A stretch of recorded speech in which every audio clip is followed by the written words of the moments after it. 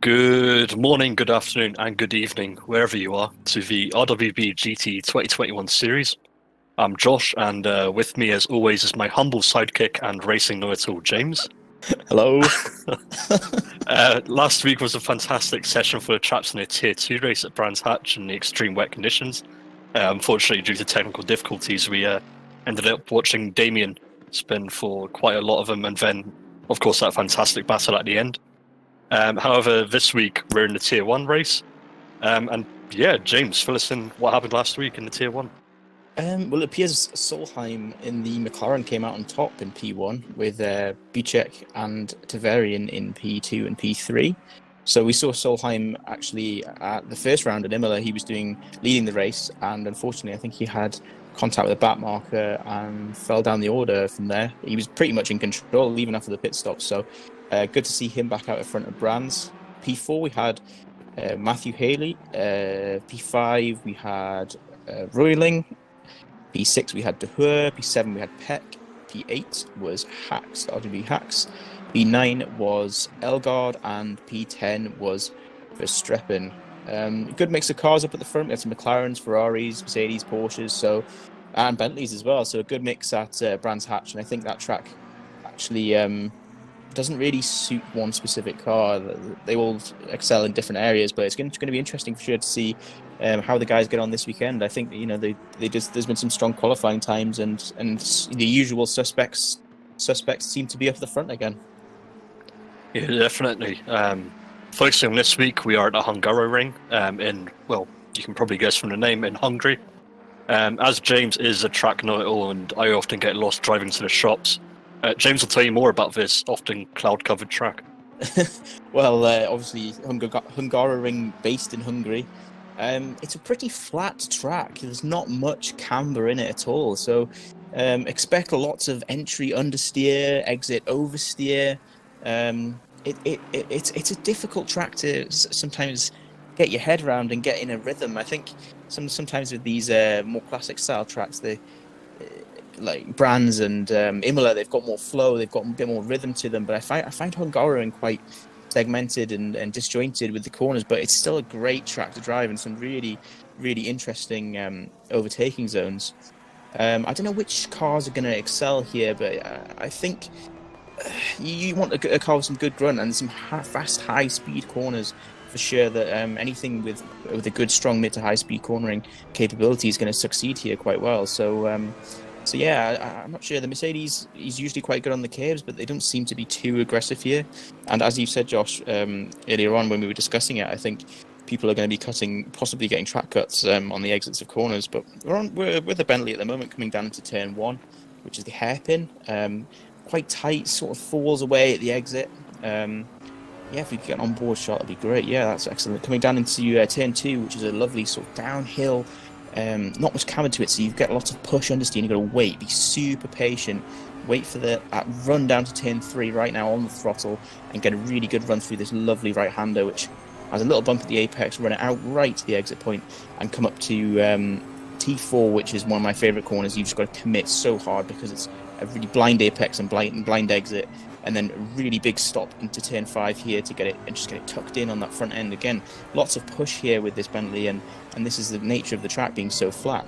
Coming down into turn 6 and 7, sacrifice turn 6 a little bit and get a good run out of 7 towards turn 8.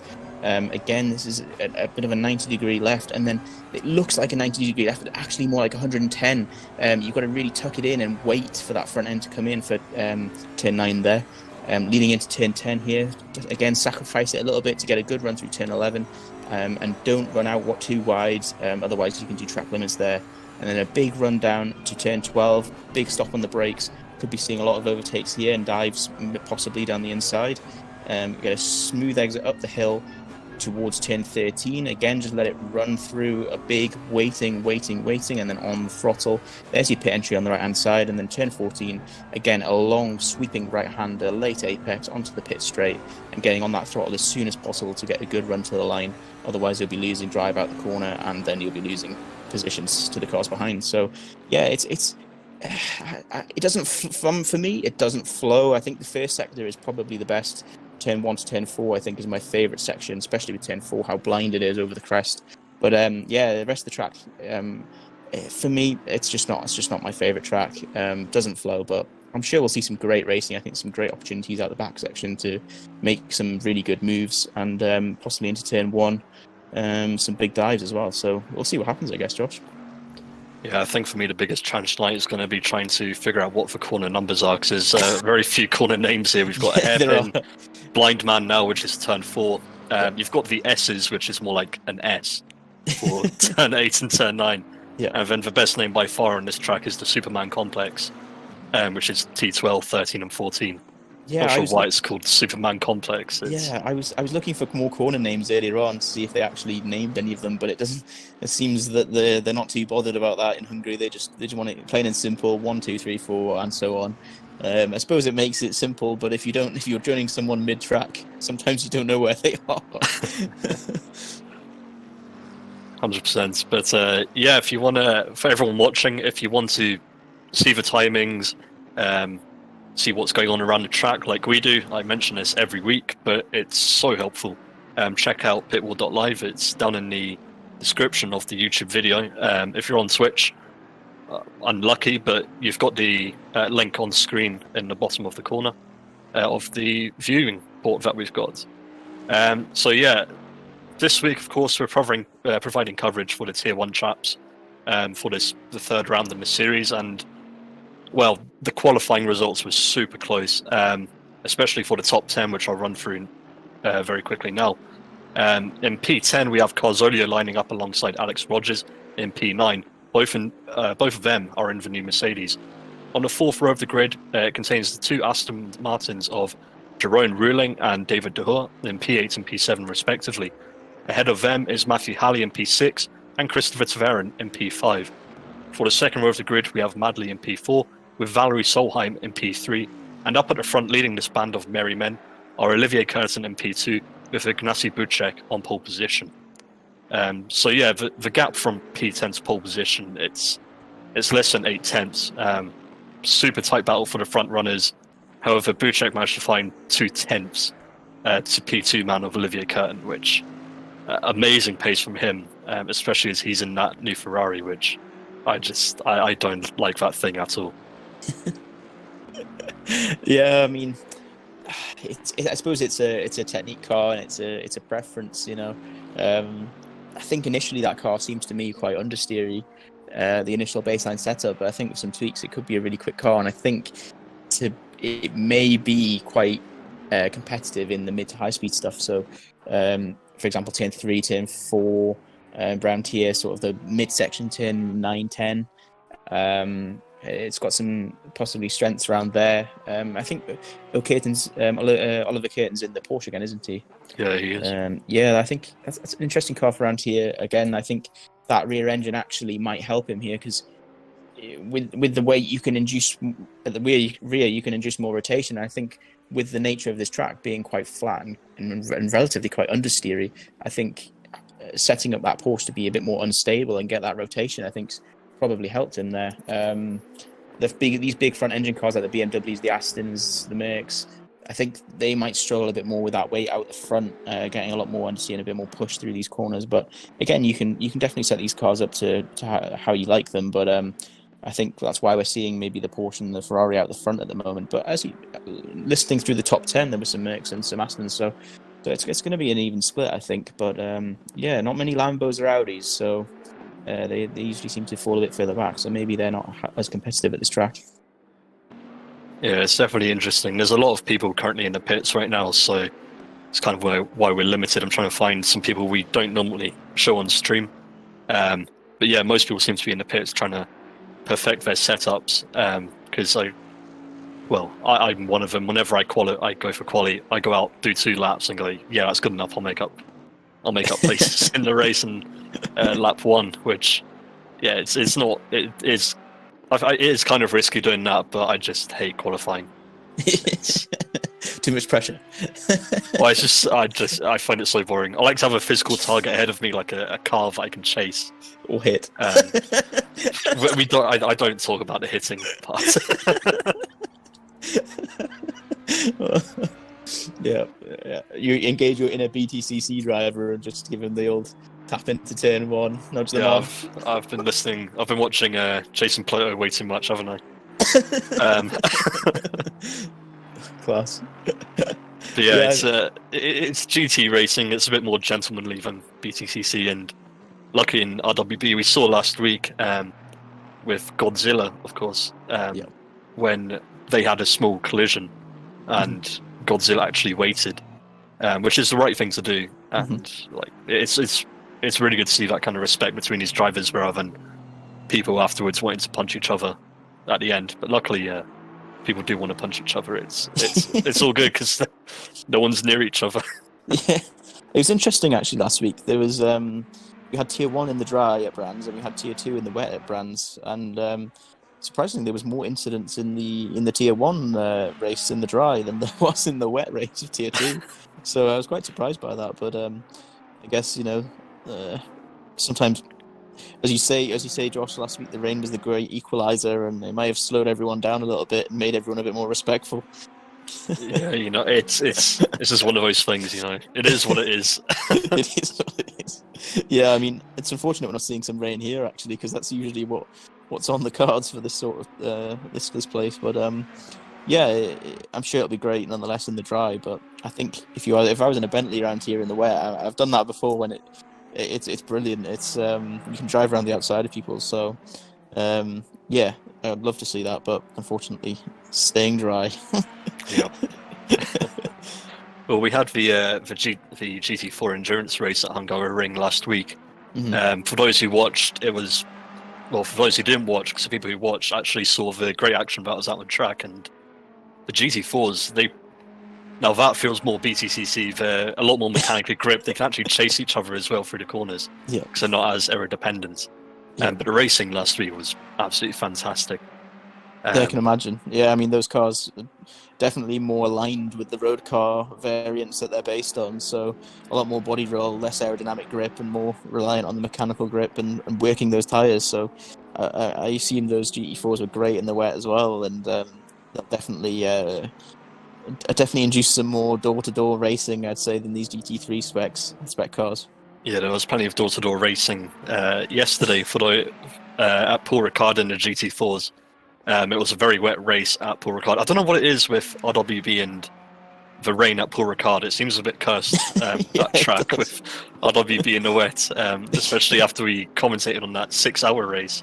That was our debut, wasn't it, James? Absolutely. Yeah. It was pretty treacherous conditions when it was a yellow warning storm for the last hour or so of the race, and that pretty much brought out the red flag for that race. But it was quite unfortunate. But it was great to commentate on from our perspective. Oh, we loved it. Yeah, not great from a driver's perspective. So yeah, you don't want to be aquaplaning down the straights and basically losing control of the car. So yeah, it had to be red flagged, unfortunately. But yeah, I love watching racing in the wet, and it's always great fun to do it as well. The car's a lot more unpredictable, and you've got to really keep it on the edge and find the grip. So, as you say, Josh, last week was a great equalizer in Tier 2, was the rain. Yeah, I'm not a fan of the wet because it doesn't matter if it's wet or dry. In the GT3s and GT4s, I'm so far off the pace, but bring on the LMP cars. I can't wait for the upcoming endurance series coming up. But unfortunately for me, because I'm not driving an LMP, but fortunately for everyone else, we're here at Hungaroring. So yeah, it's going to be good. It's going to be tight, and I mean, just looking at the timings, most of the people are in most of the mid pack, so P15 down to P25. They're sitting 44s, and it was properly close between those guys.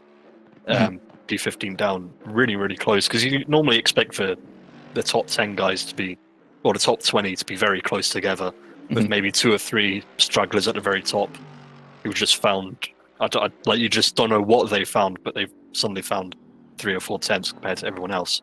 But this grid is so tight from quali.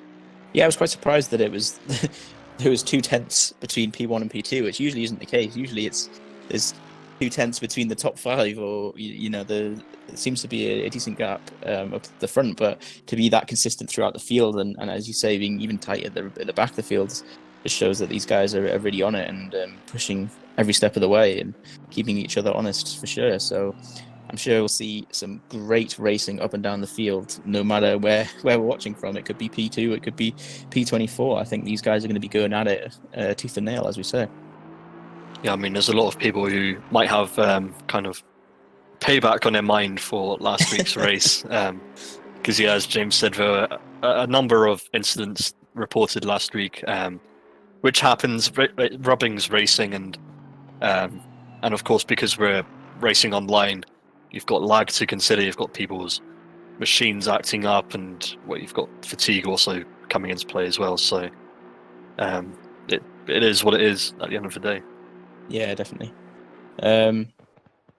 Yeah, I'm sure it's going to be great. I think they've decided to start the race early, so this is going to be interesting. Perfect for us. Why don't you give us a rundown of the quali order, do you think, Josh? Or well, you've beat me to it, James. So with the well, I was going to introduce it, but yeah, go for it. Go back to the script, Josh. Go back to the script. Yeah, I have to have a script for the start, otherwise I get lost. There's so many cameras, and just I get lost so easily. Go for it. Well, with the starting grid formed up, here's a rundown. Here's a rundown of who is where. Right. I swear I've not drunk much. Pole position is to Ignacy Bucek alongside Olivier Curtin. Solheim is in P3 with Madley in P4. Severin in P5. P6 is Halley. 7 is Dur. 8 is Ruling. 9 is Alex Rogers. And P10 is Carzolia. In P11, we have Dur with Tom Reaver in P12. Both of them setting the exact same time. Pretty spicy. Plates is in P13 with Varley in P14. Verstappen in P15 and Binnsley in P16. In P17, we have Ulrich with Carolia in P18 and Barnett in P19, with Clinch rounding off the top 20. For P21, that goes to Blackadder with Peter Peck in P22. Barraclough sits in P23, followed by Gunpowder in Therapy in P24. Gretschel is in P25, with Sharp in P26, followed by Voodoo in P27. P28 has Andre Mole, followed by Schaefer close behind in P29th. P30 has RWB Pinpoint with Matt Tarbuck in P31. RWB Audi and Schaefer close behind, RWB Audi and Nepone in P32 and 33, with Trebek in P34 and Diego Faria rounding off the grid in P35. Good one. What? Put me on the spot there. That's normally meant to be my job for you. Yeah, exactly. I'm sure we'll see some great racing, and hopefully they can keep it all together through turn one and not get too caught up on each other. I think by turn what was it be? Turn 3, the fast downhill right-hander, I think they'll all have relatively figured out where they should be and starting to fall into line by that point. But I think turn 1 could be interesting for sure. Definitely is open. But yeah, it is what it is, you know.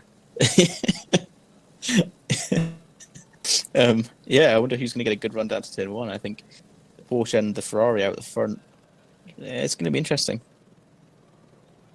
Yeah, it's quite weird to see two slightly different cars. I mean, it's not quite the difference between a Porsche and a BMW, but it's still going to be tight as they now head off now for their rolling start towards the start finish line. Currently watching P5 man of Tavarian. Usually, P5 is usually a good place to watch. I'll keep it on auto director so I don't get lost or anything, as usual. Heading up now to the start finish line. Red lights are on, and in a second they'll be off.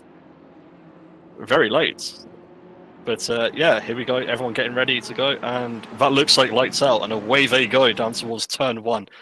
We've got Bucek on the inside, defending from Olivier Curtin, but we know what that Porsche is like. It can go around the outside. Looks very clean heading now, especially with that Constantina effect, which usually catches people out, but it looks very clean from the map as they go through turn 1. We do have someone in the pits, however, but let's focus on the action that's happening on track. Down into T2, we've still got Bucek in front. He's managed to cover off Olivier Curtin, but Curtin's now under pressure from Solheim in that number 11 McLaren as they go now through turn 3 with Solheim on the inside. It looks like Curtin has to go wide and slots in behind Solheim. That's a beautiful move from Solheim to get that done and dusted. Looks like some action in the back as well. Yeah, I I'll was going try to say and move Solheim. further back. Yeah, Solheim did a great job there. I mean, it was a bit of rubbing through turn 3 to get that done, but you got the move done on Oliver Kurt, and hopefully we see some good racing from those two. And I did see a bit further back. There were 3 wides down on the straight after turn 3, so I was I was wondering what was going to happen there, but it seems to have all rectified and sorted itself out, and they've fallen into a nice train now. So I assume we're going to see some good racing from now on, and some big sends later on in the lap, possibly coming down into what was it, the Superman section, Josh? What was it called again? Yeah, the Superman complex. Which is what we're coming into now, actually. Yeah, turn 12 and 13, so long super uphill. Madley doing a great job there, defending to the Aston behind, keeping it tight and keeping them close but in check. Yeah, it's doing a great job. Yeah, we've still got Solheim up ahead. Further in the back, it looks like there was a collision further back. Let me just get my bearings with the number 15 car. As we see everyone going across the line now, it looks like Daniel Barnett had a small kerfuffle up at the front, as he's now set further back behind, and with the number 9 car as well of Blackadder. But everyone seems to be following through. No massive collisions, and of course no full course yellow, which is what we like to see. Yeah, exactly. I mean, it seems like everyone is relatively where they started, where there doesn't seem to be many collisions, as you've said. So hopefully these guys can have some good racing over the next hour and 17 minutes, and get their clean and consistent laps in, and start thinking about when is the best time to get their pit strategy in, and get those fresh tyres on and utilise them to the best of their ability. Because I'm sure these guys are going to want every advantage that they can get their hands on. So, yeah, Tavarian on board with Tavarian now in the Mercedes. Again, I think that's going to be quite a good car around here. Some of the bumps through I think it's 7 and 8, the chicane. I think it'll be pretty strong round there. Sorry, 6 and 7. Turn 6 and 7, I think he should be able to possibly close under her in the Aston and use that ability of riding those curbs and getting down on the brakes as well and keep that. So yeah, we've seen very decent racing and pretty standout manoeuvres sometimes on track. So hopefully he can keep that standard up and move further up the field. Yeah, well, hopefully for him, it looks like Tom Weaver's being really aggressive on the braking as well, trying to catch up to Carzolia. And hopefully that takes the pressure off Tavarian as Carzolia looks in his mirrors.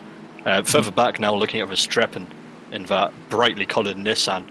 He's just chilling around in P14. It's a nice train between them.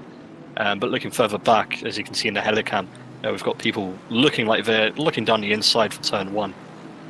But yeah, as we can see from the map and from the leaderboard, no massive changes there. It looks like everyone got through nice and fine, and now it's kind of the train stage, isn't it, as everyone finds their groove and gets ready. I think we'll start to see more sort of packs forming, where there'll be 3 to 4 cars battling for position, and they'll start to divide up the field a lot more, as we can already see from this pack here with Voodoo leading it in the Audi, that they're starting to bunch up a little bit in certain areas, and Sharp and the Lamborghini's in a good position here because he's got that Lexus in front of him. He's got the Audi of Voodoo in front of that, and hopefully those two can maybe have a little battle and Sharp can capitalise on those moves. But he's got to remember that he's got a very good driver, Trebek, behind him in the Bentley that's going to be licking his lips at any opportunity. So if Sharp is going to make a move on these guys, he's going to have to make it stick. Well, we're currently back on board with Tavarian, and it's just a standard train going around. Buchek's still in the lead. Solheim managing to hold off Curtin, but it looks like Solheim's getting right up to the back of Buchek, as we can see on board from Tavarian's point of view, and Tavarian's going to be licking his lips, hoping for the guys up front to make a mistake so he can capitalise on it and get some free positions. Oh, definitely. I think all he needs to do to keep that Mercedes of Carzolio off the back is just back him up into that Bentley of Weaver, because once they start fighting, which it could be pretty soon, I think Tavarian's going to have a great sort of opportunity here, that he's on the back of this train and will be at the back of it if he can push that Mercedes of causally back again, which seems like they're breaking away a little bit. So if he can stay at the back, he's in a great position because no pressure on him, and he can just capitalize on any mistakes of the cars in the front and pretty much just aim forwards. I mean, yeah, indubitably, James. Like, Did you get the synonyms up again? I do get the synonyms up. Yeah, that's what I've been doing for the past 10 minutes. Yeah, it's for Tavarian. He just needs to, yeah, as you say, back him up and focus on what's ahead. As soon as you start looking behind you, you're not paying attention to what's up in front, and then you just start to lose tons of pace. And I mean, we've seen Weaver before. He can be quite not aggressive, but he likes to let people know that he's there, and he likes to get the moves done as fast as possible, rather than try and plan ahead. From what we've seen, he seems to be kind of a opportunist when it comes to overtaking, which perfectly fine. I mean, it's brilliant, and it makes it more entertaining for us when we watch these overtakes where it kind of like a gap opens and they dive for it, and you're like, "Whoa, it's close racing." Tavarian was having a good look on that Aston in front of him there into second last corner, but decided to back out of it. And we've come back to watch plate with Verstappen a bit further down than I expected in P14. I thought he may be a little bit higher, but I don't think has Verstappen always been in the Nissan. I have to check from the last. I believe he's still in this in. Oh no, he is. Yeah, for Nissan, but he's made a position. He started on the grid in P14, so he's managed to make a position. So is Varley. Varley's managed to move up as well. Not so much luck though for Alex Rogers, who started P9th, and it looks like he's dropped down to P11th. I wonder if he kind of got a not a great start and kind of got swallowed up by the churn almost. Possibly, as he was going down towards the first corner, which happens so much. And it's great if you're the car that's overtaking everyone, but it's such a horrible feeling if you're one of the people who kind of gets taken up and has a terrible start. Yeah, I think turn one's one of those corners where those guys on the inside have a real advantage, where they can go a bit deeper and just push everyone out onto the runoff and keep their position and compromise the guys on the outside to the cars behind, and that could have been the case for Rogers there and the Mercedes possibly to lose those positions. So yeah, it's definitely something to think about and plan ahead for. But usually on the starts, you've just got to fill the space really and keep your nose clean. And I think most of these guys have done that, to be honest. It seems relatively clean thus far and very little to no incidents. So great driving, but I'm sure we're going to see some overtakes relatively soon, with definitely the pack starting to form up now, and we can see even behind, we've got Tavarian right on the bumper of De Hoor, a cigarette paper between them, and I think Tavarian's going to be one to watch in this race because he's looking to go forwards and nowhere else really. Well, the current battle that I've been watching is more of a debate in the YouTube chat right now about Martin's pinky, whether they're talking about his trouser pinky that he chopped off or his actual finger pinky. But a brilliant use of the chat there. yeah, it's we're beyond the watershed, James. Anything goes. But as we're watching now, Verstappen making a move on Binnersley in that Ferrari, and it looks like Verstappen making a move on plate. And it looks like Binnersley is also having a look at plate as well as they head now into turn 2. Verstappen keeping it nice and clean. He's made the move. He just wants to look forward now, not backwards, for his targets ahead, which is Varley. But yeah, plate's now under attack from Binnersley, and he just needs to keep his head forward and focus on trying to catch up to Verstappen and not make any silly mistakes. I think with both of them being in the Ferrari as well, they haven't really got that advantage in certain areas. They both know where they're strong and weak, and they can't. Oh, there's a spinner there. Oh no, who was that? Spun on track. Was that Clinch by any chance, or? We'll find out when they go through the next timing gate, but I have a feeling it might have been Clinch. Yeah, that was very unfortunate to spin at turn 4, I think that is. Yeah, that's a horrible place because of that blind exit. I mean, Voodoo, I think, and Trebek were unsighted through there, so unfortunately I made a little bit of contact, and I think that is it the Bentley of Trebek that might have a bit of front end damage because of that. Hopefully no one else got caught up in that incident, but I think that I think it was Clinch because he's just pitted now. Yeah. He's gone back to the pits, so that was very unfortunate. You also see Blackadder is also in the pits as well. It looks like he's retired as he's 4 laps down. which is a shame because Yeah. it's not something that we like to see at all. Yeah. Rather people just drive through the pain, but it, shit happens, and Yeah. Um, yeah, I need to stop looking at this chat, but Yeah, I just glanced at it there. currently talking about why they're having his pinky out at work, but Yes. whatever you call your I suppose extension. that depends on your line of profession, Josh. Yeah, I'm not one to judge. I'm not one to judge. Yeah, Voodoo in the Audi. I've not seen many of the Audis at the front in this league thus far. It seems to be a bit of a, I don't know, a bit of a possibly an underdog car.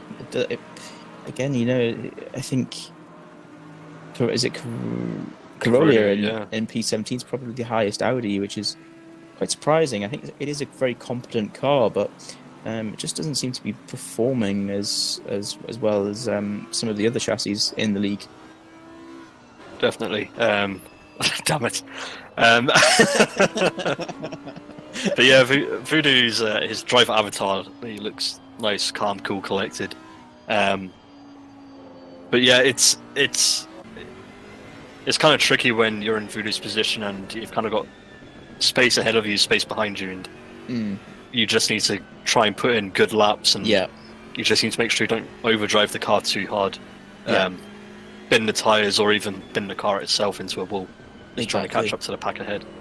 Yeah, I think on this track specifically as well, once you're in that gap where we were talking about Voodoo before, he had no one, as you say, no one in front, no one behind really pressuring him. I think that's the point where you just have to focus on the lap time and your predictive and just churn out those laps, because once that pit window opens and you start to think about your pit options, and where you want to come out on track, and when you want those fresh set of tyres, that's when it comes more into play. And I think it gives you more opportunities if you've been banging out those lap times and you're more competitive after your pit stop. So it'd be interesting to see how Voodoo gets on, really.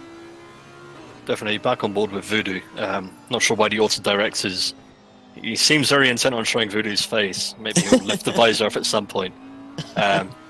Yeah, he's still following in that gap. Of course, he's got the train of three behind him, of Gunpowder, Mole, and Tarbuk.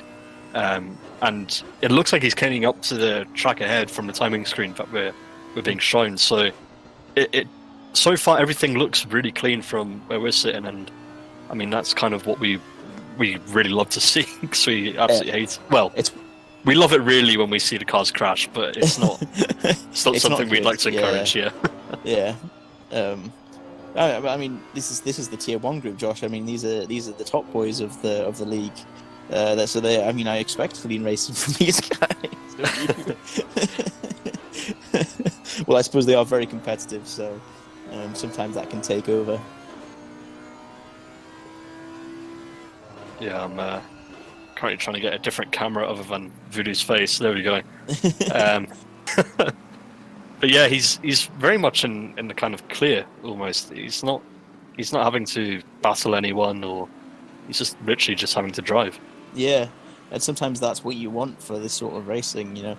If it's a 20-minute race and you're in no man's land, it can be so frustrating. But if you're in an hour-long race and you've got an hour and 20 races this is, and you've got an hour to go, sometimes being in no man's land isn't such a bad thing, because you can just, as I say, lap consistently and not really have that much pressure from anyone else, and focus on preserving those tyres, as you see for Verstappen now actually coming through turn 3. So he's kept Varley and Plate behind. Varley seems to have overtaken Plate as well. So those two starting to gnash on a bit now, and Plate and Binnersley are back together.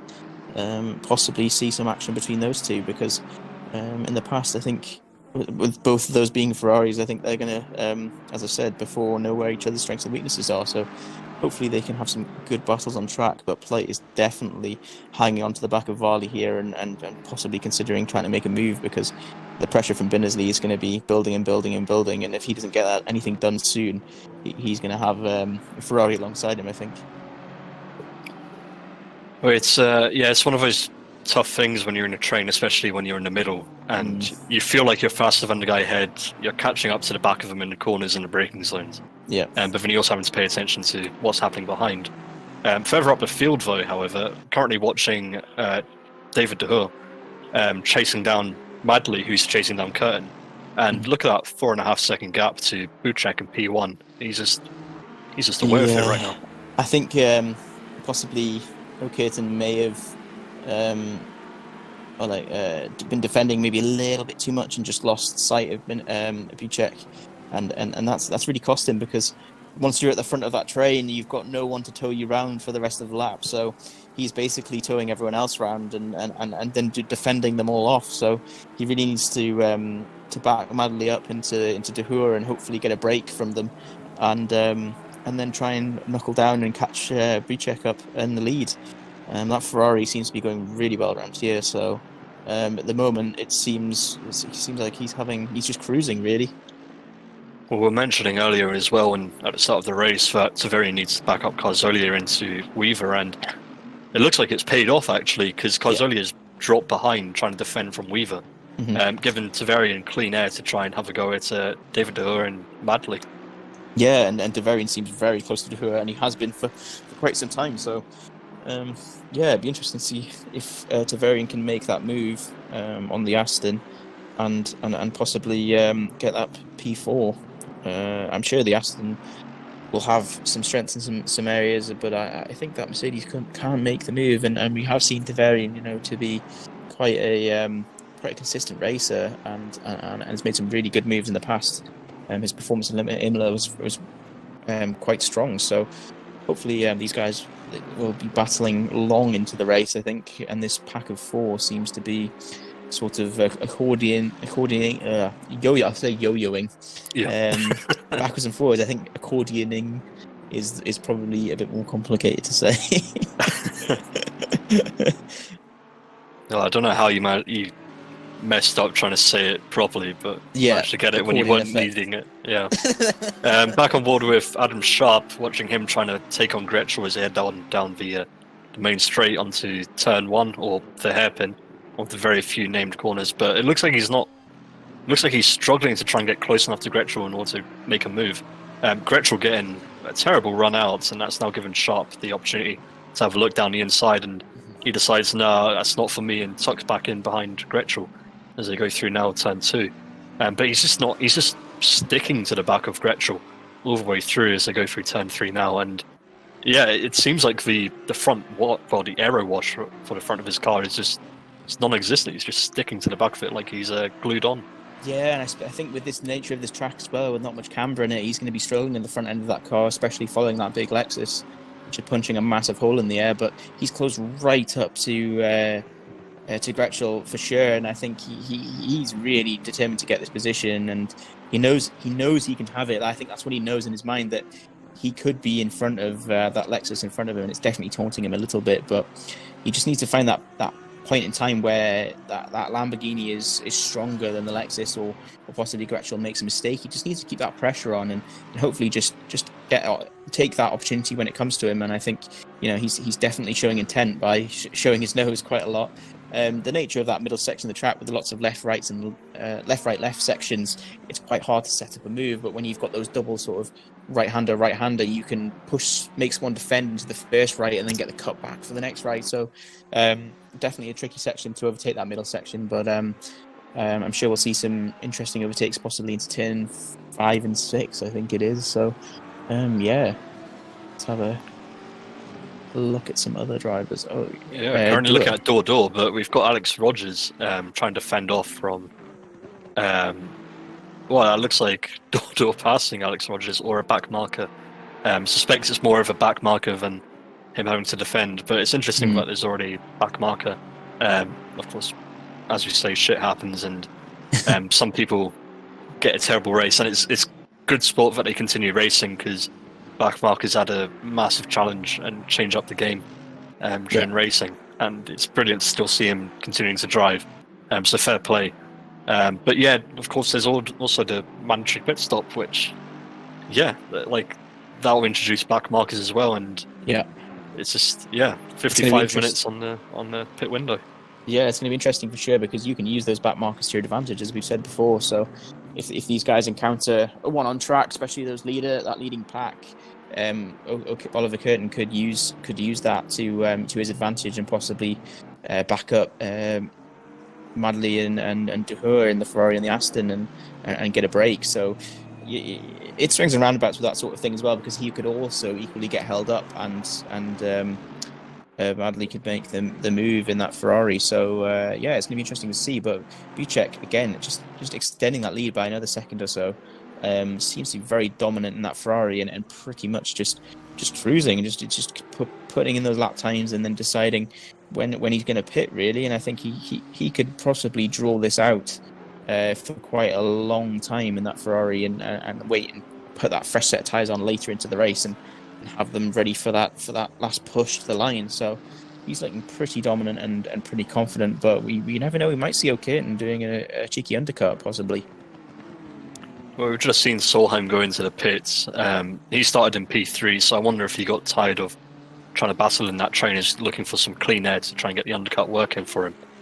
I was thinking because I was thinking because we'd seen Tavarian battling Duhur, but they were in P5 and 6. Maybe Solheim may have had an issue there because we've seen Duhur and Tavarian go up to P4 and 5. So I remember Solheim being P3 or 4.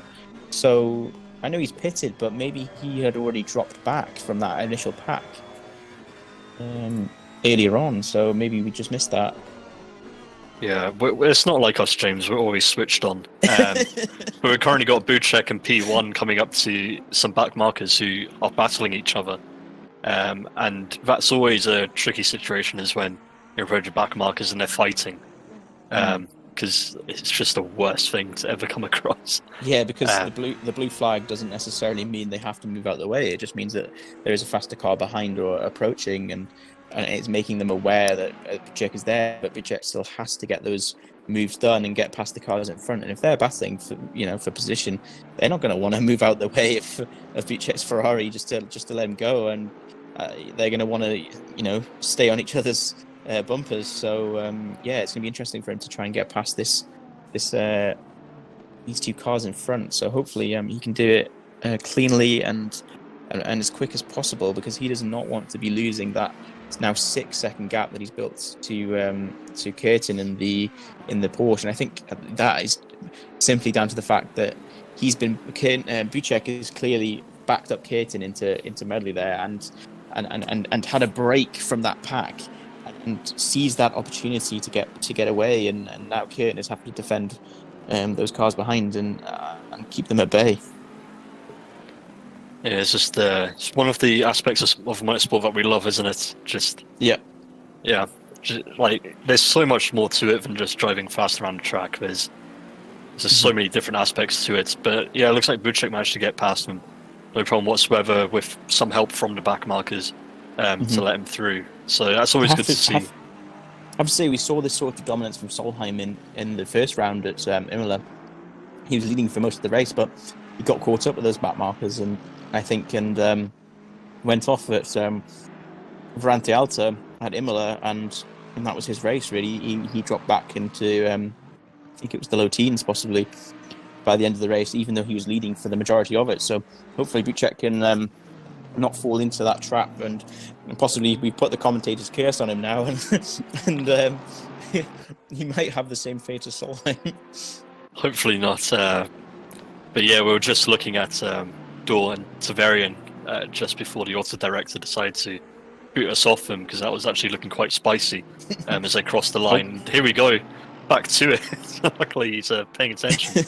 But yeah, round the outside went Dor, and yeah, Tavarian was kind of like managed to get down the inside of the hairpin, sort of rolled off the brake a little bit more, blocked Dor from getting too much of a cutback, and got the position done really after turn 1. So he's got the run through turn 2 and turn 3. Hopefully he can keep Duhur behind and keep that position. And I think that's been done really. He's going to be looking ahead now to try and get on that podium. Yeah, it's good news for him, but I mean, we've seen Solheim's pace when he's left by himself, which is why I suspect he's gone for the undercuts, because he knows he can just bang out lap after lap. As long as he keeps it clean and doesn't get tangled with back markers, he can just go all the way through until the end of the race and just do essentially like 95% pace laps all the way through without any bother. So hopefully, you never know, because we saw it with Curtin. He came out of nowhere and just stole P1. Exactly. We had no idea where he came from. I thought he was down in like P20 or something at the time, then realised he was P1. He went under the radar in that first race. He banged out his lap times in the middle of nowhere. There was no one fighting him really. He just ground those lap times out, waited until the bitter end to pit, made an unbelievable call on the pit stop, and got out ahead of the leader. Somehow, I think they must have got caught up in the traffic and won the race. So, Curtin is definitely exceeded in his strategic ability to get those ideas and apply them to the race and take those wins. So hopefully he can stay in that podium position and keep these guys behind. I think he has the ability to do so, and our Porsche seems to be quite strong around here. As we see them now, Tavarian is really pushing to catch that Ferrari ahead, but unfortunately it looks like is that going slowly there? Now's a back marker of RWB Audi. We saw him battling earlier when Solheim was passing them with Audi ahead and Trebek and the Bentley behind. But Trebek's managed to make the move, and especially after Audi let those cars through, that's a massive gap for Trebek now. And yeah, he just needs to. You can still see Trebek is still in front of Olivier Curtin as a back marker, and it looks like he's currently on pace to kind of stay ahead of the lapping cars until a more opportune moment to let the faster cars go through. Because it's all well and nice to kind of pull over to the side of the road, slow down a bit, and let the cars through, but it's more beneficial to you to try and let the lap cars pass without losing too much time on your delta compared to your average pace. So like braking late on the outside of a corner to like a hairpin, to let the cars pass and then tuck back in again with a late apex. So it's not always swings and roundabouts, but I mean I'm just pretty much repeating what you've told me to do hundreds of times before, aren't I? All that advice, and you've finally taken it on board. I'm not taking it on board, I'm just regurgitating it for everyone else. As you saw Bentley come out of the pits there, cut across the white line. I think in real life you'd get done for that. That's unsafe release from the pits. So I wonder if that'll get picked up. Not picking on anyone. Just saw impartial. That. Impartial. Just thought I'd point it out. But I don't know who it was. I'm not going to name anyone. Not name any names. Hang on, let me see if I can find out who it was. But yeah, should hold that white line anyway and get that inside corner and push on really. I think that might have been Trebek actually moving out of the way of lapping cars. So before we start pointing fingers at folk, it looked like he was coming out the pits and just cutting across that white line. I didn't want to call anyone out, but yeah, let's not go full Gestapo and shoot anyone just yet, James. Hey, just following orders. The Ferraris are going well at the front, the Porsche seems to be doing quite well. Oliver Curtin is piloting that car very competently, but the Beamer's dropping back a bit. I thought they'd do all right round here, And Hungaroring, I thought they'd be more of a Beamer track, but you're more of a Beamer driver, Josh. Can you give us an insight on that car? Well, I've got a love-hate relationship with the BMW. I went from the Macca, which is very much a dogfighter, so that's very much trying to outbrake people, trying to outturn people, to BMW, which is it's just a massive grunt machine. It's got that massive V8 motor in it, twin charged, of course, and it goes like the clappers on the straight, but to try and turn that thing in is just a massive behemoth. That with the Nissan, those two they feel so heavy, and when you get the setup dialed in perfectly, it's amazing, but it takes me forever to try and dial in that BMW. Yeah. But yeah, like on the straights, watching the BMW try do a drag race against the Porsche can get such a nicer, faster exit from a corner. The BMW will just walk away with it, even if the Porsche's in the slipstream. Yeah. BMW just walks. I suppose it's that turbocharged aspect to it, I think, because the Porsche obviously naturally aspirated. Coming out those corners, it's going to have that initial hit, but the Beamer has to spool those turbos and get that run. Usually, like the exit of the corner, you know, it doesn't really have that poke, but it has that sort of surge down the middle and the end of the straight with that charge effect of the turbo. So. Yeah, sort of fire and ice situation between a Porsche and a BMW, even though they're both German. They go about things very different ways. Yeah, they're almost complete opposites in terms of the GT3 cars that we have on track. They literally are like as far apart as they could possibly be between those. But I mean, I'm just surprised that the Audis aren't higher up with the Lamborghinis because they seem like a kind of jack of all trades car, along with the Aston. Yeah. The Audis have always been quite balanced, I guess, but I don't know. Maybe they're a bit more difficult to extract that sort of last 5% out of than some of the other cars, or maybe they haven't got the setup style for these. You know, it could be track dependent with the Audis, but it's, as you say, the Lambos of Dorr in P9. He's up there, and we've got a Lambo of Sharp following this Audi here of who's this? Caroli, yeah. Yeah, it's sort of fire and ice between these two. I mean, obviously share the same sort of platform of that V10. It's the exact same car in my eyes, Jay. It's slightly different, but you know, they're both V10. They're both same powertrain and gearbox, and the ratios should be similar to sort of same. But these two, yeah, it's strange that I think. The Lambo performs a little bit nicer than the Audi personally, but that's personal preference to me.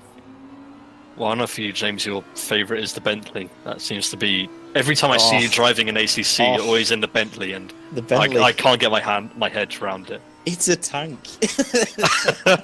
It's beautiful. It shouldn't be as quick as it looks. That's why I like it. You look at it and you think, nah, that can't do what it's doing, and then.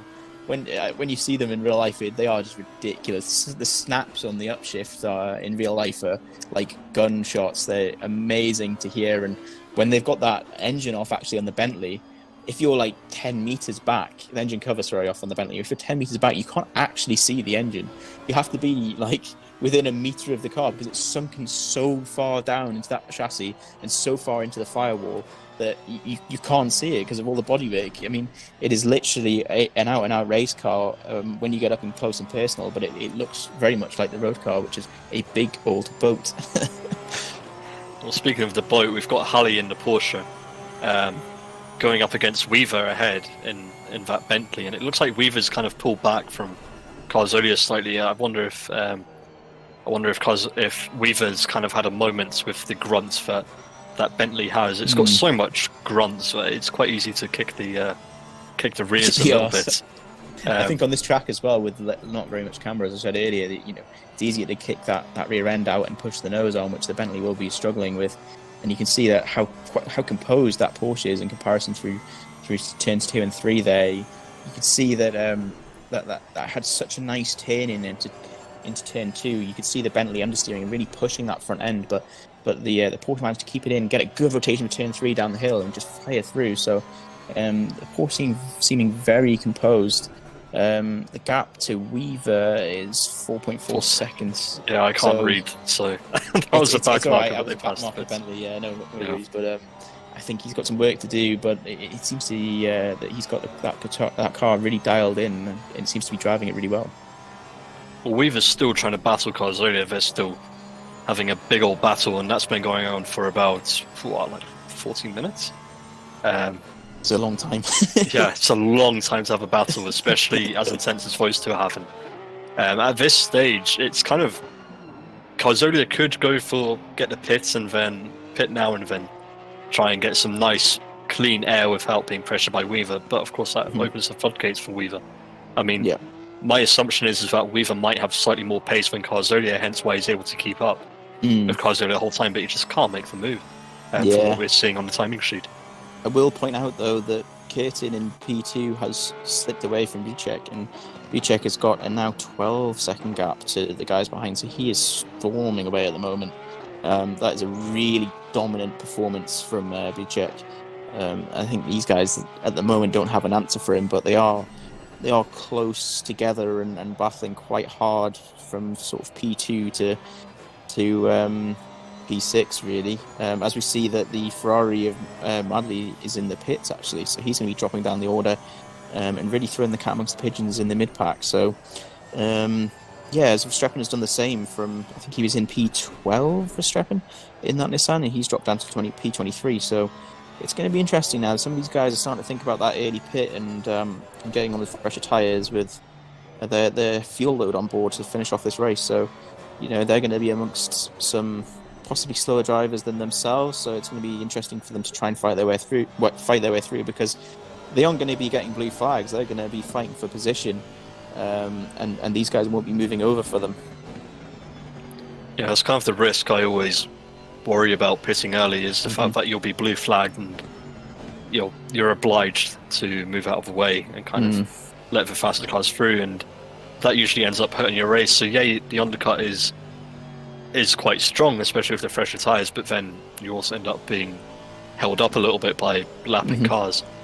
Because you can see Madley's got a 14-second gap to is that Moy in P15 in the Aston, but you just don't know where these back markers are in relation to that. So he could be coming up on a train of, say, 4 back markers that he's got to pass before that car. So this is where it sort of comes into a strategy call and having confidence to pass these cars with an earlier pit stop.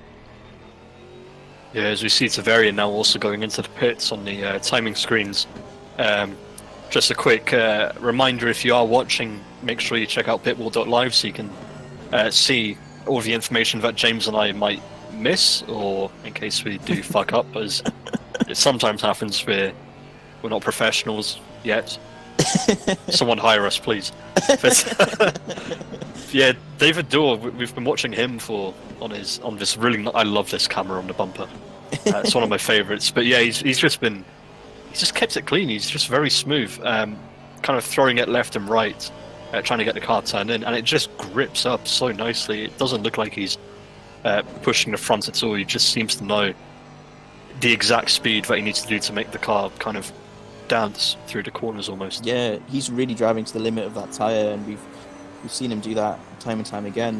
He's putting in consistent lap times, and he's held off and had a really good battle with Tavarian, but Tavarian decided to pit early, and now De Hoor's got some clean air to really grind those lap times out and try and carve himself a place on that podium. As we see Weaver actually in the Bentley chasing Carzolia in the Mercedes, and these guys have been fire and ice for the majority of this race. They've been so close together. Weaver is really keeping Carzolia and that Mercedes honest. They must have some very similar overlaps in performance around this track, the Bentley and the Mercedes, for these two to be battling for this long. Yeah, it seems like it's kind of it's going to come down to who makes the first mistake. If Carzolia kicks the back out too much, then Weaver's definitely going to jump on that opportunity, but you just have to wonder if Weaver's going to outbrake himself at some point, trying to get right up behind Carzolia. So it's for me, I think they'll pit at the same time. I reckon. I think Weaver's going to pit at the same time as Carzolia. They must be fueled for the max amount they can in preparation for something like this. As you see, Carzolia going wide, and as I said, Weaver he went for the opportunity. He tried to go for it, but he couldn't quite make it. Carzolia managed to cover him off nicely. And cleanly, which is more important as well. But yeah, this is a battle of the titans, isn't it? Yeah, they're just going to go on forever. That Mercedes seems to be a bit more competent on some of these curbs. The Bentley, as we know, is a little bit more sensitive on these curbs, and struggles possibly to keep up through this middle sector. And it seems like Carzolia through this middle sector has had the advantage, really. But the Weaver seems to be really on his bumper through sector 1 and sector 3. So on those bigger braking zones, which strange to see such a huge car of that Bentley getting stopped so quick, but it does really have a good braking performance, and that's his opportunity really. He just needs to get close enough through sector 3 to really attack through sector 1, because I think sector 2 the Mercedes seems to have a little bit more performance than the Bentley, And I think he really needs to just focus on nailing that sector 3, getting right up to Carzolia, and then he'll be in for a prime opportunity coming into possibly into turn 1 on the brakes. So, I think this battle is going to go on for a while, but I think coming up to the pits window for these guys, I think Weaver needs to decide whether, if he doesn't have Carzolia in front of him, can he lap faster than Carzolia will on those initial few laps of his fresh set of tyres, but with the more heavier fuel load. So it's going to be a choice for Weaver whether to follow him in. As you say, you think he's going to follow him in, but he could decide maybe to undercut, or maybe just hang it out for a few more laps, get some quick laps in, and try and overtake him in the pit stop. Yeah, it's just one of those things. It's a tough call to make, and I mean, well, I'm no mind reader. I don't know about you, James. And maybe as bold as Charles Xavier, but it's I don't have the mind reading powers like he does. But Doer seems to be falling a little bit behind from Olivier Curtin, and he's also he's not being held up, but he's definitely feeling the effects of the slipstream or the aero wash through the corners, especially through sector 2 and 3. I think that's also what's impressive about Weaver is he has managed to keep up with Carzolia through sector 2, which is very aero dependent. And that Bentley, it just loves to push its front round, doesn't it? Yeah, it'll be chomping through those front tyres, Weaver in that Bentley, but De Hoor, got the clean air now. I mean, that McLaren's been shown the blue flags as a back marker, but that it's a critical stage of the race that he doesn't want to be following cars like that McLaren just then on his older tyres, because that's just going to be really tricky to get that nose in on that Aston. So he's doing a great job in managing those tyres for as long as he can, but I'm just interested to see where these guys are going to come out in relation to Madley and Rogers that have already pitted earlier on, that have put in their faster laps on those new fresher tyres and got the best out of them now, and see where these guys come out in the wash, really, because Hu is really working for it, but I don't know if this strategy is going to pay off for him or not. Well, we're currently watching Madley back here, but he's currently in a mix of blue flagged cars and full position cars, and we've seen in the past from other leagues, when you have cars that are being lapped and fighting for position, it doesn't matter if the lap cars are fighting for position. It becomes a mess, and you end up having a lapped car, especially if the lapped cars are fighting each other for position. They end up not wanting to let the blue flag car through, because they're worried that the other one's going to fly the blue flag car through, and you end up losing a position. But likewise, when you're lapping them, I had it in the LMP2 when I was doing the mixed class race at Silverstone, in the LMP2 against GT3's, and the GT3's were using me to try and pass the other one. I was just like, go away. I don't want you near me. Just got a wall of GTEs behind you, hoping they don't hit you with the braking zone. Oh man, it's I think we'll see some of that possibly later in the race. But we saw actually Tavarian earlier, who has pitted. We were watching Madley on board briefly in the Ferrari, and we could see Voodoo really having a go at Tavarian, because that is for position technically on track, because Tavarian has pitted and Voodoo is wanting that 10th place off him, even though he hasn't made his pit stop. So it's quite interesting to see that. But Madley is really closing in on that pack of Tavarian and Voodoo. So hopefully he can close up to Tavarian, and this is going to be an interesting fight up the front, as we see Carzolia in the pits as well as Binnersley. So going to be interesting to see where these guys come out in the wash. But Buchek has been in the pits. He's now come out P5, so that's a really dominant position after he pulled such a massive gap, and he just 28 seconds in front of Carzolia.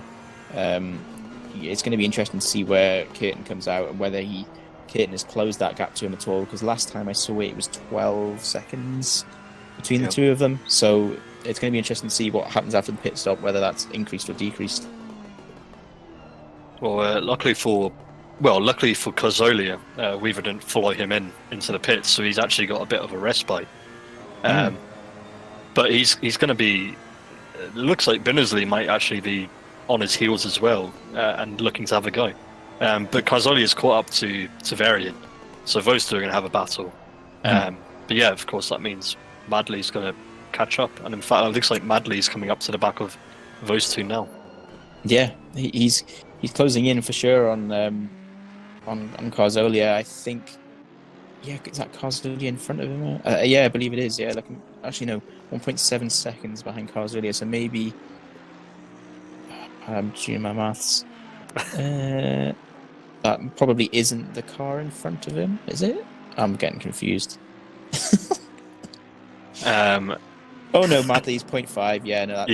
He's caught up massively to Carzoli. I was getting confused on the timing board. Yeah, he definitely has. Oh right, he's right on the bumper of Carzoli. Sorry, I was getting completely confused by that. That time was reading the wrong number. But yeah, he's really pressuring him, and I think as we said earlier, that Ferrari's strong in the middle sector. I think with the high speed, mid to high speed sectors. So he's really going to have to. Carzoli is really going to have to push in that Mercedes. Yeah, unfortunately, the directors decided that we want to watch the back of Madley rather than the back of Carzoli, which is the battle that we're wanting to see. We will fix these technical issues at hopefully soon. But that looks like, according to the map, it looks like Carzoli went wide and is defending the inside into turn 2. Sorry. Wow. That was very, very close from Madley, trying to chop off the nose of Carzoli, but Carzoli gets the inside line. But unfortunately, that means Madley gets the inside line for turn 3, and that looks like moved on. That was an amazing move for Madley round the outside of Carzoli there. Committed on the brakes round the outside. Knew he'd have a bit of grip. He knew Carzoli would be trying to hold that inside line to defend against him, and basically just hung it round and made sure he had the inside for turn 3, and that really paid off for him. He really made that one stick. So a great move by Madley there to get past Carzoli, and unfortunately Carzoli is already dropped back, didn't really have an answer for him. So I think that's job done, and Madley now needs to just focus on Tavarian in front of him, who's around 4 seconds in front, maybe more. So yeah, we'll see how these guys do, because Tavarian is definitely pushing on. Yeah, 4 seconds for Madley behind Tavarian. So yeah, it's going to be great racing. Well, that gap to Tavarian's come down, because that was 4.4 seconds at the last timing gate, where that was just after Madley got past Tavarian. Madley got past Carzoli, and he's already managed to chop off a 0.4 second gap to Tavarian. So it looks like Madley's on he's on a mission, and he's desperately going to try and catch up to Tavarian, because of course, with the pit stops not being completed yet by everyone, we're not 100% sure where everyone's going to end up between Curtin, Dua, Weaver, and Varley. Yet we don't know if they're going to be in the mix with Buchek and Tavarian and Madley, or if they'll end up coming up behind them. Yeah, I mean, again, I'm looking at the front curtain, going for quite a long stint out the front. Is he engaging that in an Imola attitude that we were speaking about earlier, where he really pushed that pit stop? So he seems to be quite comfortable on the used tyre. It seems to be able to extract a lot of performance from that used tyre, that Pirelli, which they do last quite a lot. They have that initial sort of peak performance within those first 3 laps, and they plateau for quite a long time. And with his fuel load decreasing in that Porsche, maybe he's extracting more and more performance out of the car. The only thing I would think about in that Porsche is, with all the fuel up the front and the engine out the back, is he going to be pushing a lot more on those front tyres as that front end is unloading with that release of fuel? So yeah, it's going to be interesting for sure to see where Curtin comes out. But as we see, De Hoer has gone into the pits now, so this is going to be interesting, because he was battling it was Tavarian earlier on in the race. So that's a good barometer of if he comes out in front of Tavarian, that's going to be a big play here, because Tavarian had overtaken him on track before they pitted. So that's what to look for. Well, that's Dole leaving the pits now. Unfortunately, because of the way that the pit exit is, we don't actually see the timing until they go through the end of into Sector 2 properly. But Dole's currently shown as being ahead of Buchek. I'm not 100% sure if that's correct or not, but he's dropping down a little bit now. Yeah, he's dropping down the order currently. So this is the big moment to see whether Dole's longest stint has paid off, and if it has it paid for Curtin? Yeah, I think that's This is hopefully going to answer some of our questions, I think. And yeah, that's Dua currently in provisional P2 for the guys who have pitted, ahead of Halley, and that's phenomenal. Really paid off for him. Yeah, you can see the gap he's opened up to Deverian, and they were battling really hard before the pit window. So it looks like going longer has paid off, and possibly that could be down to staying out of traffic, which I think Curtin had paid tribute to after Imola. He didn't really have that issue of Solheim, where Solheim got caught up with traffic and got taken out in that later stage of the race. So that's really paid off for Dahua, and he's now in P2, and he's only 8 seconds behind Buchek. And if we remember, Buchek was 12 seconds ahead of Curtin before he pitted. So, these guys who were in P4 and 5 have now closed up considerably. Yeah, I've only just discovered that RWB Hacks is called Tom Weaver. I didn't realise that either.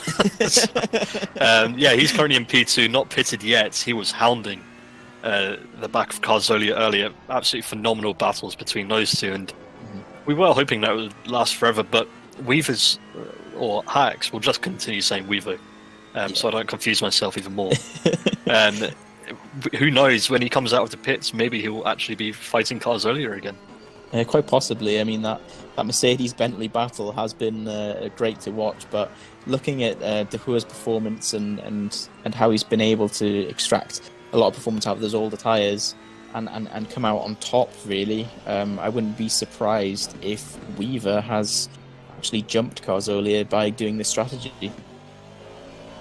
Yeah, who knows? Well, time will tell. But yeah, it looks like Weaver's gone into pits, or he's disconnected. I'm not seeing him on the timing sheets at the moment. That'd be so unfortunate if he had disconnected. Yeah, we're hoping nothing bad's happened. I'm still seeing him on the auto directors, so hopefully he's still there. Yeah, I'm seeing him on pit wall as well, so hopefully he's still there. But currently watching Phil Varley on board now, on his rear wing. I'm trying to convince the auto director to move on to any other camera. That isn't this or watching the driver's face. But still, Varley and Curtin they're staying out for so long, and they're coming up to the 55-minute mark of a race, and I'm pretty sure these cars only meant to do 65 minutes. Yeah, I mean, they could be extracting as much of that performance out of the fuel as possible, and really trying to save that and go long. And as we've seen, Curtin and Varley doing that, as well as Voodoo, who's in P9. So with how bunched up the pack is behind Voodoo, you can expect him to lose quite a few positions before he comes out of the pits. So he's doing well in P9, but I don't think he's going to stay in the top 15. I think top 20's 20's optimistic for him. Optimistic, yeah. Unfortunately, I've just seen that Tom Weaver his client did crash. Oh, no. That's the fucking commentator's curse, isn't it? Yeah, it is as well. Really is. We're really sorry, Hacks. It was phenomenal racing between you and Carzolia. We're absolutely loving it for the first 30-40 minutes, but it's karma or Sinbin or something. It's Sinbin. But it means we're just gonna have to wait for next time when we're watching you, and we'll have higher hopes. And hopefully your game is stable, because ACC is so unstable for me as well. Absolutely hate it with a passion. But Voodoo is now behind Carzolia and is also pressuring him now. And yeah, I think Carzolia has managed to get past Voodoo in the end on those aging tyres that Voodoo's running. But behind Door is Valerie Solheim, who, well, last time we saw Solheim 2 weeks ago, he was up at the front, away of the ferries, just completely dominating that race until that unfortunate collision. He started out at the front of the race as well. He was P3 or 4, I think, and now P12. So he's really not having a good time of it, especially having, I think, won last week's race in that McLaren. So he seems to be up and down the order quite a bit, and whether that just maybe, I mean, he was unfortunate at Imola, maybe a bit of inconsistency here. We didn't really see any incident with him up the front, so maybe that's one for after the race. and inquire about. But yeah, very unfortunate of him. But we know he has the pace to be at the front. It just hasn't come out in the wash for this race, and yeah, it's just unfortunate for him. Yeah, well, there's still plenty of opportunities. We've seen El Voodoo finally going into the pits, but watching now, Curtin and Varley still out on track, just not pitting. Thought Curtin was going to pit there, but no, he's still going for another lap. He seems very happy on those used tyres and putting on that fresh set for that last push at the end. So I don't know, is this strategy going to pay off? We can probably have a look at the timing gap between him, Varley, and Buchek, and try and figure out whether he's got enough in hand to pit and stay ahead of Buchek. But Buchek did have a massive lead coming into the pit stop, so it's going to be close, I think. Well, looking at the timings currently, Curtin's got a 41-second lead over Buchek. But of course, stopping it. I don't know if Curtin will be changing tyres, because if he does, that's a 30-second stop. But if he's literally just doing a splash and dash, that's a 4 or 5 second stop for him. So it's just it all come. It's just yeah. It's one of those things where it's literally yeah. It's gotten. Yeah, it is what it is. But luckily for Curtin, because this is kind of one of those things where it's kind of like the undercut may not be beneficial, is because everyone's now being shown blue flags to them by Curtin. Everyone's pretty much moving out of the way, as we saw just now with that Lexus. He just literally moved over the way and was like, "Yeah, here, have the place. Like, do what you need to do. Have to go for it." This is the benefit of staying out on track for this long. You still. Everyone's pretty much in front of you is getting blue flags, so yeah, this could be why Curtin likes to extend that pit stop to the last possible moment, really. Well, yeah, I'm currently wondering if Varley's had a little whoopsie, because Buchek is now right up behind him. There's a 0.2 second gap between them, but currently watching this battle between Carzolia, Rogers, and Dor. It looks like Alex Rogers has managed to pass Carzolia, but now Carzolia's under pressure from Dor as they head now down towards turn 5. And Solheim was behind as well, looking to pick up the pieces. So, yeah, that's going to be interesting to see where they all end up. Yeah, hopefully the auto director puts us back onto them. But yeah, it's getting tough. But yeah, as you see, Buchek now, he's now in P2, managed to get past Phil Varley. And he's a man on a mission. He does not want to get beaten by Curtin. I mean, Curtin's he's been phenomenal with the strategies. He just seems to know which strategy to go on. But we'll see if it pays off. Yeah, I mean, as you say, it would be.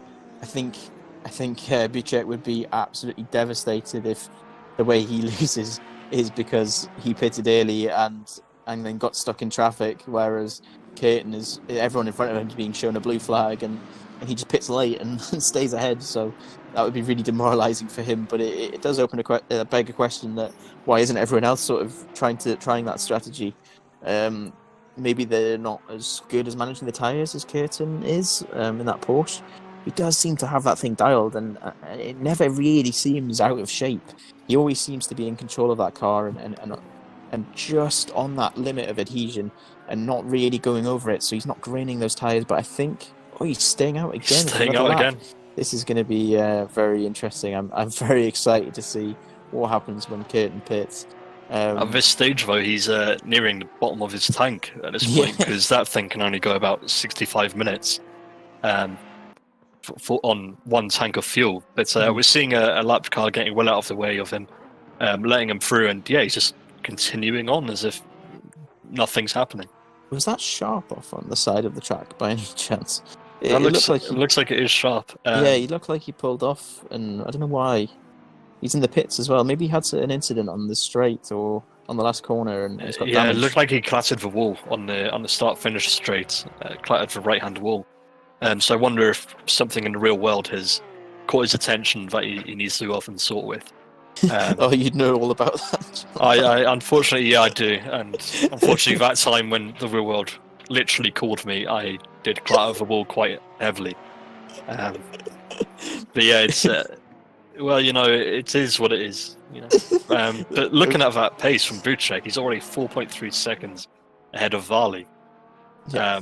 It's just he just seems like a man just determined to just get the job done and finally get his P1. Yeah, I think Varley's on those older tyres though, so for Buchek to pull that much of a gap in that short time, it does show testament to his driving, but also that he is on those fresher tyres. But a 36-second gap to Curtin in front, so Curtin is in a dominant position at the moment, but it's just how long this pit stop takes and whether he doesn't want to overshoot that pit box at all, because he does not need that extra time in the pits, and he's still staying out for another lap. So this is all going to come down to these last sort of 15 minutes, I think. Well, the interesting thing though is Curtin's currently doing 145s over and over again. He's just set 145 over and over again. Buchek though has just set, he set on his last lap, it was a server best race fastest lap of a 143.5. So he's 2 seconds a lap faster than Curtin. That gap is going to be plummeting down, especially if people are moving out for way of Buchek. So Curtin needs to pit now rather than later, so that he can stay out in front of Buchek and just defend heavily. Yeah, he needs those fresher tyres. I think this is going to start costing, especially 2 seconds a lap is an eternity in this level of racing, and you do not want to be hemorrhaging that sort of time just to stay out of the track position. So Curtin really needs to consider pitting now. I think, as you've mentioned, those pit times, Buchek is flying, and he doesn't look like he's going to let up anytime soon.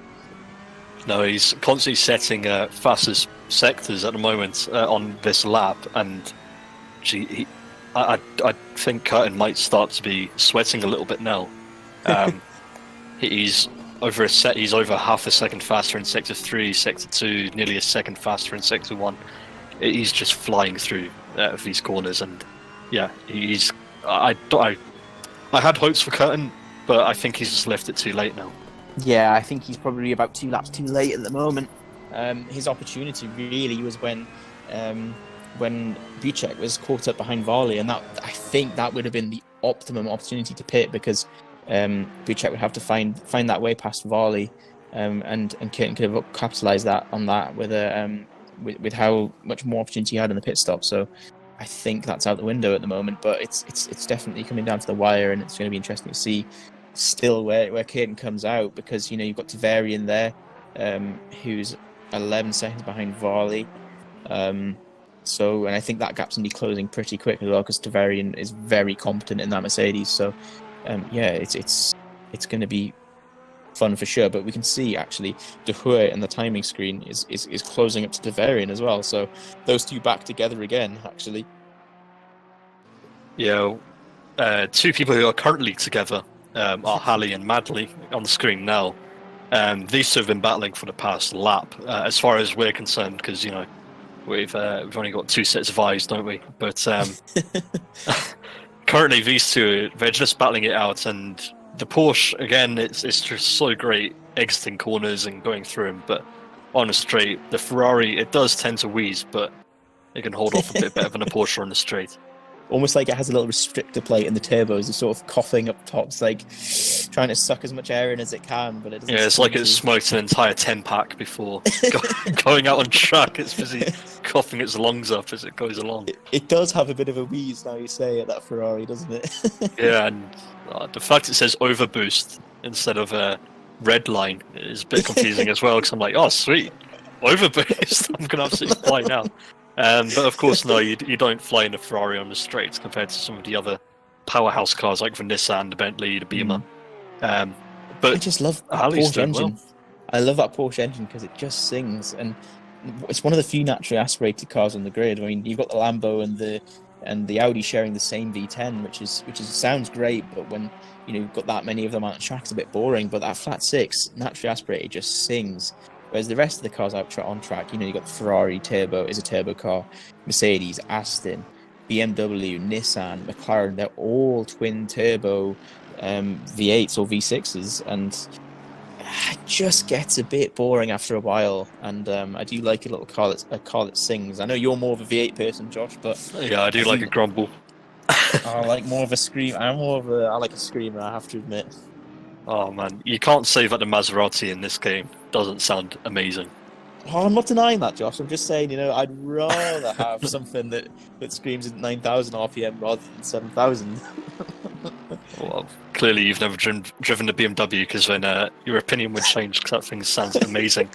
Currently watching Zaverian now, he is slowly being caught up by by David Dorr, but currently now watching Dorr being overtaken by Solheim, or well, Solheim's on the back of him.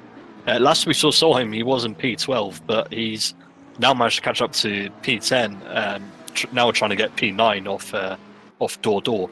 And we'll see what happens because we know that the Maka does love a late braking maneuver compared to the Lambos and the other cars.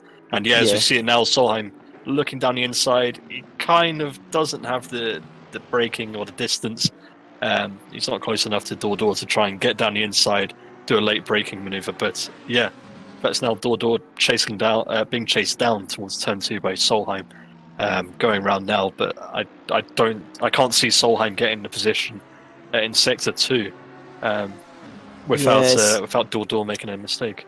Sector 2 is more of a flow section. I think you need to keep that minimum speed up, and it's not a great section to overtake on, but maybe bound down into that Superman complex, turn 12, 13, if Solheim can close up and really get on the brakes there, because we know, as you said, Josh, that McLaren seems to be really strong into braking, especially in that last phase of braking. It seems to retard the car really nicely. In comparison to its competitors. The initial braking isn't amazing, but it just seems to have that last little edge. Maybe it's the way the ABS is set up in the car, and it can really just extract the maximum longitudinal grip out the tyre, as we see Madley just absolutely sideways. I think that was, I don't know which corner that was, I think it was a 10-12 possibly. 10-12, yeah. Yeah, and he just on the throttle, hanging that out there. Maybe he needs to bump up that TC a little bit. Tyres are starting to drop off a cliff desperate to catch up to Halley. It looks like he's dropped down a little bit. Last we saw there were about 0.5 seconds split between them, but now it's gone up to a second. They're just... Madley seems like he's trying so desperately to catch up to Halley, but it just doesn't look like it's happening. Yeah, it just seems that Porsche in front is just a little bit more composed, and it seems like Halley is just keeping it within that grip level and not really graining the tyre or over stressing that tyre, whereas Madley is really pushing that car hard, and that rear end is starting to struggle now. And as I've said earlier on, with the flat nature of this track, it's going to push the front end, and it's going to step out with the rear end at the exit as well. So Madley doing a great job in the Ferrari, but just doesn't seem as composed as that Porsche in front. Just looking at the chat as well, RWB cause somewhat agreeing with me. Lambo has a wicked sound, so he's somewhat in agreement. He likes a bit of more of a screamer, Josh. Just proving that there is fandom out there for these screaming engines. Oh no! No, You're not having any of it. I'm not having any of that. It's got to be a grumble of a V8. Push rods all the way. So you'd like the V8 supercars then, Josh? Oh, I absolutely love them. I love watching Bathurst with the V8 supercars. So cool. But someone who might not be having a super cool time coming up is Curtin. Nice transition. Thank you. Been practicing them a lot. That distance, that gap between Curtin and Buchek is dropping. It's now at 30 seconds, which, according to Tom Weaver, 36-second pit stop.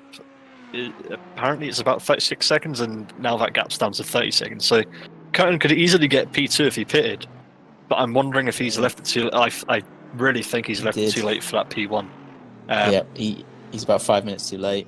Well, actually, probably more so. I think when Buchek was behind Varley, that was his opportunity, and I think he's just let it slip through his hands there. It would have been a great strategy, but it doesn't seem like it's gonna pay off for him. Depends how quick his pit stop is, but Buchek seems to have sort of dragged himself back into P1, possibly.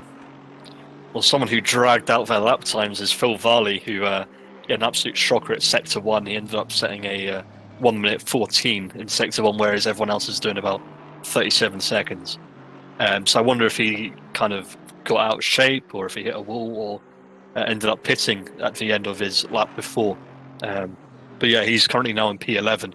He was sitting up there at about P7, I think, P7, P8 before, but yeah, he's dropped down the order a little bit. But P11 is still top work, and he's close enough to Verstappen to still have a go. Yeah, as you see, Madley now for drive-through. Sorry to cut you off, James, but that's now Madley drive-through for track limits. I mean, I was expecting a bit more of track limits, to be honest, around here. As we were saying earlier, it's quite easy to do some track limits, especially through the middle sector at some of the exits. So for Madley to have a drive-through, I mean, it's a bit unfortunate at the closing stage of the race, especially when he's really closed up to Harley there in the Porsche and probably looking to make a move. But yeah, just unfortunate and just one of those things. It's racing at the end of the day, and you've got to push the limits, but sometimes it just doesn't pay off. Yeah, we've seen Solheim as well, P9 now, so that volume must have dropped down from, I think you said it was about P7, so still behind Dodo in P8, and that gap hasn't really changed. It's about 0.6 seconds. Solheim looks to have the pace to get past, but Dodo just doing a great job of keeping him behind, not giving him any opportunities and not making any mistakes. So, yeah, on board with Cos earlier now, and he's chasing down the Ferrari in front of Plate, back with Varley. He's got Verstappen. Is that Verstappen behind him? Yeah. Oh no, sorry. That's Ulrich. Ulrich behind in the BMW, the highest placed BMW at this stage, and actually the only one in the top 20. So yeah, he's doing a great job with that car around here. Doesn't seem to be maybe the strongest car for this track, but is being able to muscle his way up through some of these Ferraris and Astons and Mercedes to really prove that he has the ability in that BMW. Well, someone who's not had the ability is Olivier Curtin. He's now in P2 after pitting. Yeah. It looks like Buchek's now got about I'm seeing it's a 12-second lead now. But I'm sure that'll I'm sure that'll climb up a little bit. But I think Curtin left it too late, in my opinion. Yeah. But it looks like there's a yellow flag out as well at the end of turn 7 if we snowboard with RWB Audi. Hopefully we'll get to see what happened there, but it looks like everything's cleared off. But we'll see. We'll be able to tell you in a bit what happened. As we say, I think Curtin is pitted too late there, and I think he is on the fresher tyres now, but I don't think he's got enough time to really come back at Buchek with the better compound and less fuel. So if he'd pitted when we said about 10 minutes ago, when the gap was around 38 seconds, he would have been, within touching distance. He would have been able to see him on track. He would have been able to be about 4 seconds behind with a fresh set of tyres, much fresher than Buchek's, and pushed him all the way. But it doesn't seem like that's going to be the case, unfortunately. Unless Buchek gets caught up in traffic or has a mistake, it seems like he's got this one in the bag. Yeah, it's. He could have had it, and if he did get it, it would have been absolutely phenomenal to see an alternative strategy play out. James, we've won out on strategy before. Yes, we have in a couple of races, and it's brilliant for us. But then other people in the race end up going, "What? Like, how? Why? You cheated, didn't you?" And it's like, no, we didn't cheat. We're just that good, Crawford. We're just that good. Watching Cars earlier now, or at least his rear wing of Cars earlier, it looks like he's trying to get past the back market car of RWB Audi. I'm slowly learning the liveries and the names, but he's just going for it. Cars earlier is desperately trying to get back up to plates, but that's a 14-second gap. So I think all he's going to have to do is settle for holding off Binnersley. But now watching Audi getting passed by Binnersley, and that's kind of the way you want to do it, isn't it? Yeah, nice and clean. No one really affected there. But Cars earlier, Binnersley seems to be closing on Cars earlier here, and that Ferrari's looking quite potent around this track. So, they're going to have an interesting battle in these closing stages. There are only about 5 minutes left to go on the clock. Everyone is going to be scrapping for these last few positions, and if you're within a few seconds of the car in front, you're going to be pushing as hard as you can, extracting as much performance out of the car as possible, and these guys are definitely doing so. As we see Cars earlier coming, he's trying to go around the outside there, but doesn't quite have the confidence in the front end, trying to get the cut back on Kazunia Binnersley, sorry. Cars earlier has the inside for the last corner coming into the pit straight, and Binnersley's trying to hold it on the outside, but just can't. So tucks back in, gets the slipstream down to turn 1. Will he make a move into the hairpin? Carzoli is moving over to cover that off, try and force Binnersley round the outside, but that's actually where you want to be for turn 2. So if Binnersley can get round the outside, not enough braking, unfortunately, but he's trying to cut back. But it doesn't really matter for this corner because he's going to be on the outside, and the only way he can get in front is hanging around the outside of turn 3, as we saw. I think it was Madley do earlier on in the race. But yeah, phenomenal move. But I don't think so. Carzoli's managed to kind of keep Binnersley behind him on the exact same line he was taking. So it was not the move that he wanted. But he's still got 4 minutes left. Still plenty of time for him to go for a last minute move. And he just needs to make sure that he keeps it clean and doesn't run over doesn't get any track limit cuts or drive-throughs or anything in the last stages of the race. Yeah, and you know, Kozanic needs to be pushing in those areas where the Mercedes is good, really, and he seems to be doing so to try and keep Binnersley behind. But Binnersley is really looking tenacious in that Ferrari, really willing to push Balzolia on, and he's looking for that move. And at this rate, it's only a matter of time. Binnersley will get past, or it'll end in tears. So hopefully these two can keep it clean for these dying moments of this 180-minute race, and because no one wants to go off at this stage, do they really, Josh? It would be pretty... Oh, and he's got it done. Binnersley's got it done into turn 12, so hopefully he can maintain that for turn 13 and onto the pit straight. Wow. Yeah, that was that looked like a very kind of last-minute door open from Carzoli and Binnersley going through. Yeah, Carzoli sleeping a bit. Yeah, and I mean, I don't know why Carzoli was asleep. He's kind of had him behind him the whole time, but I mean, still, P15 is, especially against these guys, of course it's tier 1, so these are the fastest of the guys who are doing this series, and yeah, there's so much competition, there's all the bragging rights and everything. But it looks like Solheim is now back in P12 and is stuck behind Ulrich. And jeez, like if he can catch a glimpse of him, they're literally following tailor mouth round there through turn 5. Solheim seems to be having a bit of inconsistency here because he was behind Dordour in P8, I believe, where Verstappen is currently. Yeah. That was where he was on track, but it's dropped back to P12 again. So whether he's had an incident with a back marker, has been unlucky, or he's just, put himself off and is pushing too hard to try and catch up with these guys up front.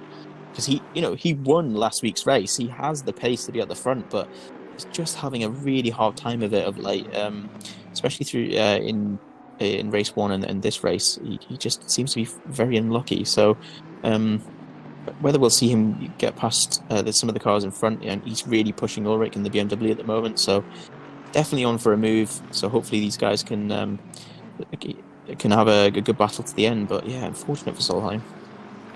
Well, this is good news for Varley though, because that means Ulrich he might end up dropping back, and as we can see from the pace, Ulrich's already dropped back from Varley by about 0.3 compared to what he was at the start of the race. And we see Solheim looking down the inside, trying to show his nose, but he doesn't end up making the move, because that BMW surprisingly has all right brakes for its grunt. But we've also got Verstappen trying to defend off Madley as well, and we've seen Madley, he's done some really properly impressive moves. It seems like he does take his time and weigh up whether it's worth waiting a little bit and waiting for the opportune moments and setting the driver in front up, as we saw when he overtook T2 and 3. So I wonder if we're going to see this now, but of course there's only 40 seconds of the race left, so Buchek should be coming up to his final lap in a second, which means he's only got about a lap and a half left to try and make a move. And nearly has it, but he's trying on the throttle. Looks like that Nissan's moving around a little bit more now, and we saw Madley was pushing that Ferrari hard, not scared by the fact that rear end was stepping out on some of the corners. Specifically, I think it was turn 12, he was really getting on the throttle. So he's going to be pushing Verstappen all the way, and Verstappen cannot make a mistake at this stage in the race, otherwise he's going to be losing that position to Madley. And if these two come together, you've got to remember Varley is only 4 seconds behind, so if these two have a little touch, Varley is going to be in the play as well as Ulrich and Solheim. So these guys have got to really think about what they're going to do on this last lap. Yeah, it's kind of it's more of risk v reward for Madley, because if Madley makes the move that's one position. But if he ends up messing up and has to wait for Verstappen, then that's him possibly risking 3 or 4 positions. Yeah. So it's kind of risk v reward for that. Mm-hmm. Definitely. Yeah. I mean that Nissan going pretty well around the end, but doing well through sector 1. Has a lot of power as well. As Solheim in the background there was really showing his nose to Ulrich. So, but it looks like he's got alongside, and that's him done in T2. Yeah. Whether that was a bit of argy-bargy or whether it was a clean move, we couldn't really see. But yeah, Solheim's got the job done. He just needs to keep Ulrich behind him now for this last lap, and he's got that extra position. But I think he feels possibly a little bit disheartened with P11. I think he knows he can be at the front, but Buchek has crossed the line now, so he's comfortably in P1. Let's see how the rest of this plays out. Yeah, well, that's Olivier Curtin crossed the line in P2. Severian will be crossing the line. There he is in P3. So I don't know how Olivier Curtin manages to get those positions. He always seems to do the weird strategy, and it always pays off well for him. So fair play. Brilliant drive from Buchek, though. He's been dominant since the very start. He's just had the pace the whole race. So yeah, fantastic stuff from those two. Severian getting P3 with all the pressure he's had from the cars behind him. Brilliant stuff. And yeah, it's been a phenomenal race. But of course, we're still watching Carzolia go round.